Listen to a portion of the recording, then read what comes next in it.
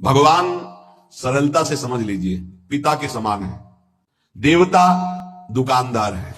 जैसे दुकानदार के पास वस्तु लेने जाओ, जरा हमको ये मीठा देना, कितना दे? बोले भूख लगी भरपेट पवा दो। हाँ तो कितना पाओगे? लगभग 1 किलो पाएंगे। तो 500 रुपया निकालो। ये रुपया तो नहीं, चल बाहर। पिता के पास गए, भूख लगी है, ये पवा दो। तो वहां ये नहीं पूछेगा कि पैसा निकालो, क्योंकि बेटा है। ऐसे इसीलिए हम कभी कभी विनोद में कहा कि बड़े ही बच्चे हो तुम, भगवान के पास जाके तो 11,000 का भोग लगा दे कि हमारा काम कर दो। अरे ऐसा कैसे तुम सोचते हो?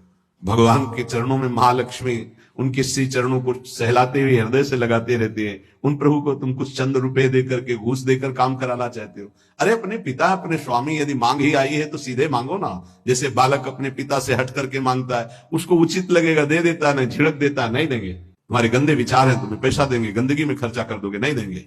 भगवान पिता है, देवता दुकानदार है। पिता से अधिकार पूर्वक मांगा जाता है और दुकान में पैसे दे के लिया जाता है। पिता सदैव अपने बालक का हित चाहता है, ऐसे भगवान सदैव अपने शरण में आए हुए का हित चाहते हैं। ये बहुत कृपालु हैं। अगर उनसे मांगो भी तो उनके ऊपर छोड़ दो, जैसा आप चाहो वैसा करो प्रभु।